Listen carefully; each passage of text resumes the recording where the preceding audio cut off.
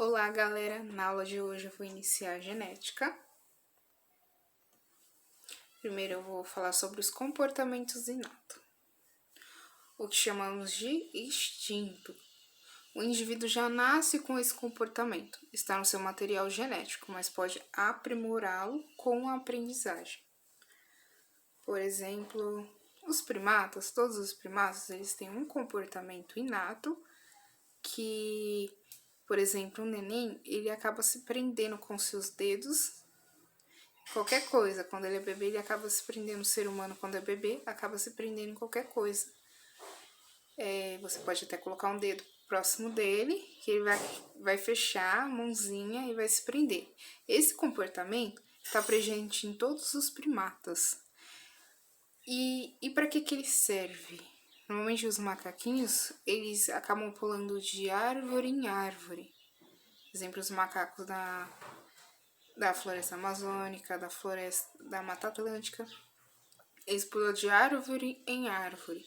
E esses filhotes, para se segurarem, eles acabam prendendo firmemente na pelagem da mãe para não cair. E esses caracteres são passados de geração para geração, que já ocorre em todos os primatas.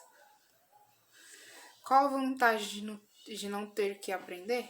São as reações rápidas aos estímulos ambientais, como esse que eu passei. Outros são obter alimento, como a aranha, ela faz sua teia, para que assim possa ficar aprisionados os insetos, que vai te servir de alimento.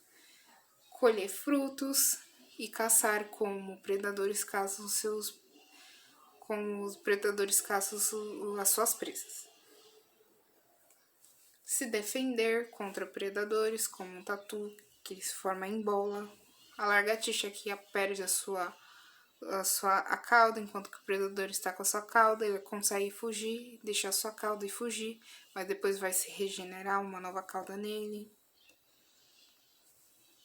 Reconhecer, aqui está escrito errado predadores, reconhecer parceiros sexuais e reproduzir. Todo indivíduo se reproduz com a sua mesma espécie. Eles já nascem com esses caracteres, com esse comportamento. Cuidado da prole, nada mais é cuidar dos filhotes, dos bebês. As aves, elas cuidam dos seus passarinhos, fazem ninho para poder cuidar deles, traz o alimento para eles. A mãe humana, ela sempre, assim que ela tem esse bebê, ela tem um carinho, ela cuida, ela faz tudo por esse bebê. Isso é o cuidado da prole, então já é o instinto, já nascem com esse instinto. Selecionar local para morar e construir ninho. Aqui a toca de um roedor, ninho de passarinho e aqui uma casa de barro de uma maritaca. Interagir socialmente, não só os seres humanos, mas outros seres vivos também conseguem viver em sociedade, como a ordem de alguns insetos que estão presentes, as abelhas, as formigas, as vespas, que elas trabalham em sociedade para construir a sua colmeia, a sua toca. E migrar. Todas as aves, elas migram quando há mudança de estação. Quando o inverno no hemisfério sul, as aves mudam para o norte. Quando há inverno no hemisfério norte, as aves se mudam para o sul. Sem parar. Confira as principais rotas migratórias de aves pelo mundo. Algumas aves migratórias chegam a viajar mais de 11 mil quilômetros sem parar. Elas se alimentam em excesso antes de viajar. Ao sair, seus corpos são 55% de gordura. Na maioria das espécies, a mudança do metabolismo ocorrido quando o indivíduo engorda ou deixa exausto e vulnerável aos predadores e a doenças. Mas as aves migratórias não costumam sentir esse efeito. Em todo o mundo, muitos dos destinos migratórios estão ameaçados por pescadores e a poluição de rios, do oceano. Comportamento aprendido. Se ele não é inato, ele é um comportamento aprendido. Eu não vou mais entrar em detalhe, porque o que é passado geneticamente é o inato. Mas aqui há exemplos que é habituação e sensibilização, raciocínio indutivo e dedutivo, aperfeiçoamento das tarefas motoras Estampagem, como esse exemplo aqui. Todo filhotinho de pato, de ganso, eles nascem e começam a imitar o primeiro indivíduo que eles vê. Pode ser a mãe dele, pode ser outro ser vivo ou algum objeto. É o condicionamento clássico e operante, reconhecimento de discriminação, imitação e transmissão cultural, que existe muito na nossa espécie. O condicionamento clássico e operante, a gente pode ver um exemplo aqui, o que ocorre quando um animal, o cachorro aqui, por exemplo, ele vê a comida, ele já começa a salivar. Antes desse condicionamento que fez por esse animal, quem estava fazendo essa experiência, ele começou a simular um som e ele não salivava, não tinha nenhum instinto. Durante esse condicionamento, ele fez barulho com esse som e ao mesmo tempo entregou essa comida ao cão. Então ele começou a salivar. Após isso, ele acostumando com esse barulho quando recebia comida, ele começou só a fazer o som, sem dar o alimento para esse animal. Então ele já começou a salivar. Então ele está condicionado a isso. É um tipo de aprendizagem. Vamos agora para os caracteres hereditários. Temos aqui as estruturas ósseas, em formato de retângulo, coração, quadrado, oval, redondo, triângulo e pentágono. Temos também os caracteres da cor do cabelo, da pele, do nariz. Temos também o formato dos olhos, tamanho dos olhos, tá? Que a gente vê mais em orientais. É nariz mais comprido, a gente vê mais em asiático da Ásia, do Oriente Médio, o caucasiano. Mais achatado a gente vê caracteres negroides. A cor da pele a gente vê em branco em caucasianos, amarelo em orientais e um pouco mais de melanina a gente vê no Oriente Médio, povos do Oriente Médio e mais ainda no pessoal da África, da Índia. Deixa eu ver aqui esses caracteres. A gente também tem as estruturas e cor do cabelo, estrutura cacheado, ondulado, liso, cores ruivo, louro, castanho, preto. Evolução de caracteres em ambiente frio. Os povos orientais como chineses, japoneses, coreanos, descendem todos do povo mongol, originado há cerca de 10 mil anos atrás no fim da Era do Gelo. Os olhos puxados são relacionados diretamente com o frio. Eles possuem uma abertura menor entre as pálpebras, ocasionada por evitar problemas de visão que pode ser causado pelo reflexo emitido na neve das regiões frias e pela radiação ultravioleta refletido pela neve. Pode causar cegueira momentânea, além de cataratas e lesões na retina. Os caracteres a gente vê os caucasianos, que é a perda da melanina. Vocês vão ver mais porque há essa perda mais em frente, que ocorre a melanina na pele, que tem mais em africanos. Os povos nativos da Austrália, os aborígenas, e um pigmento menor, mas há, entre os indianos, que ele é necessário para quando há a emissão do ultravioleta, nessas regiões aqui, entre os trópicos, Capricórnio, Câncer e a linha do Equador. Vocês podem ver que nessas regiões onde é o povo com mais pigmentação, com mais melanina na pele, que dá essa coloração. Por quê? Para se proteger dos raios ultravioleta, porque há mais incidência nesse local, no planeta. Então, cada caracteres que se tem, diversidade se tem, é por causa do ambiente que esses seres vivos habitam. Então, entrando diretamente em genética é a parte da biologia que estuda como ocorre a transmissão das características de um ser vivo para o outro ao longo de gerações. Chamamos de hereditariedade. Primeiro, a gente pode ver aqui a organização dos seres vivos. Seres vivos, todos têm também átomos, que átomos formam moléculas. Quando há ligação química, eles acabam formando moléculas. E essas moléculas, para formar um ser vivo, principalmente carbono, hidrogênio, oxigênio, essas moléculas formam estruturas que vão formar, por exemplo, estruturas nas nossas células, que são as organelas. E essas organelas estão presentes nas células, que também as células são formadas por essas moléculas. E as células, elas formam tecidos, sempre as mesmas células, diferenciadas para o mesmo tecido. E esses tecidos formam órgãos, por exemplo, aqui o osso. E esse órgão forma um sistema, que aqui, por exemplo, é o sistema esquelético. E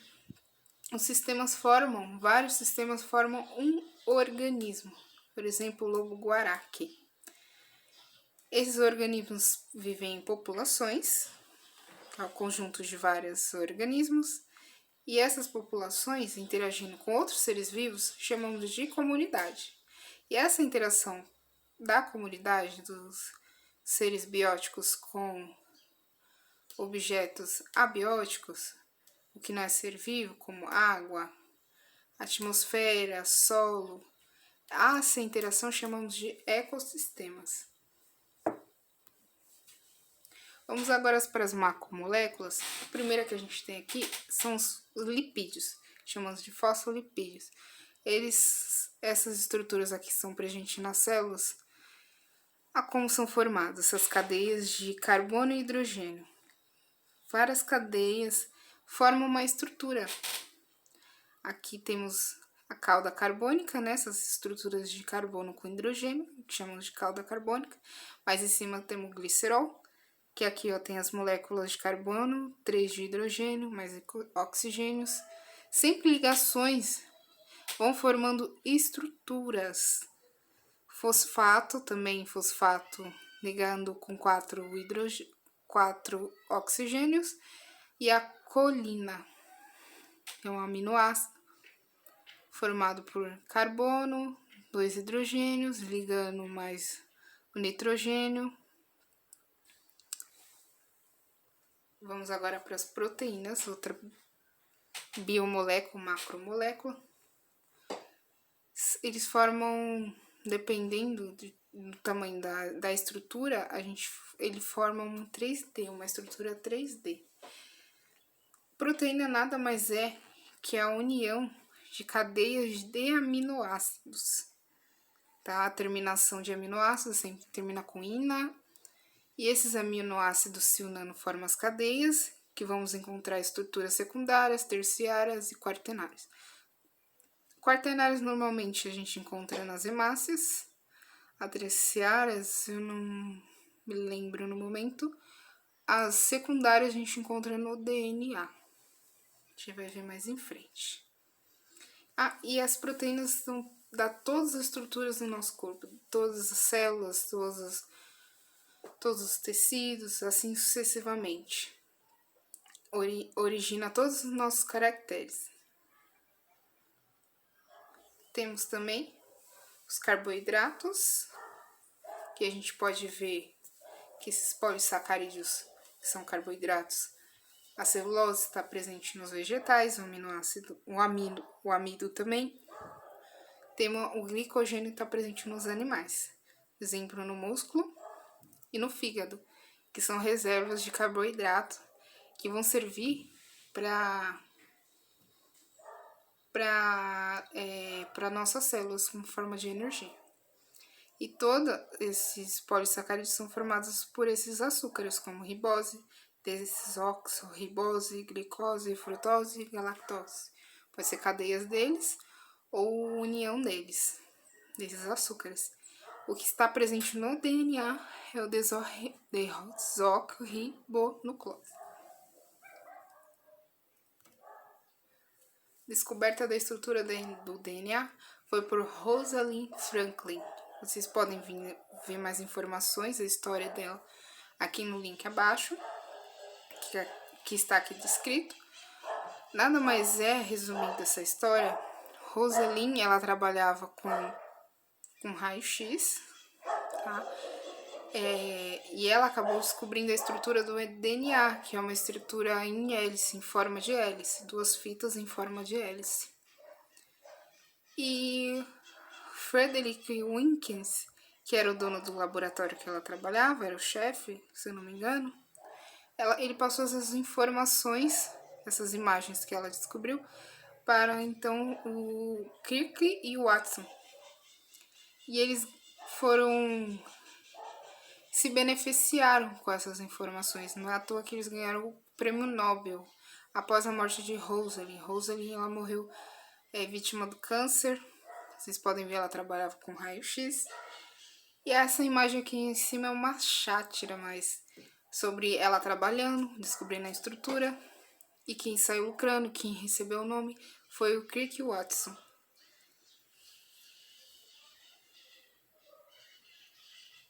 Aqui a forma hélice do DNA.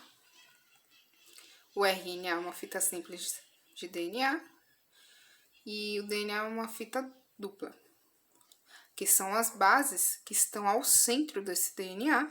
Suas cores são representadas, que é a adenina, que une com a timina, e a guanina, que se une com a citosina, para essa formação da hélice. Vamos ver aqui a replicação do DNA. A replicação do DNA ocorre quando precisa duplicar o material genético para ocorrer a divisão celular. Então, imagine que o DNA é uma corda, que primeiro é a direita, e ela precisa desenrolar para a gente formar essa fita, para essa fita ficar solta. Então, o que ocorre? Vocês vão precisar decorar nome de enzimas, tá? Enzimas nada mais é que proteínas que catalisam reações químicas. Catalisar reações químicas é ajudar esse processo a ir mais rápido. Então, a helicase, ela desenrola a dupla hélice, como se fosse uma corda, formando essas fitas aqui como se fosse um zíper. E para poder abrir esse zíper, a outra, a DNA polimerase 3, ela alonga essas fitas, como se estivesse abrindo esse zíper. E a RNA primase produz os primers. Primers nada é que é mais bases nitrogenadas,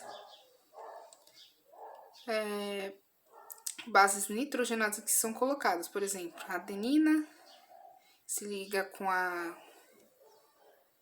adenina que liga com a o A que liga com o C, e o T, se eu não me engano, deixa eu dar uma olhada aqui, que eu não decorei, gente. A guanina se liga com a citosina a adenina se liga com a tinina e a citosina se liga com a guanina. Então, os primers estão fazendo isso, estão pegando aminoácidos que estão presentes na célula, levando lá para o DNA para formar essa dupla hélice, para fazer essa replicação do DNA, tá? Então, é assim que é feita a replicação do DNA. Aqui tem uma outra ilustração. Formação do cromossomo. O vídeo ele vai ficar um pouquinho longo, tá? Para não dar nenhum problema depois, eu vou fazer um outro em continuação desse, tá? Esses próximos eu vou pedir que vocês prestem mais atenção, porque vai ser para as próximas atividades, além dessa que eu passei para essa semana. Então, eu vou ficar por aqui, pessoal. Então, até mais. Tchau, tchau.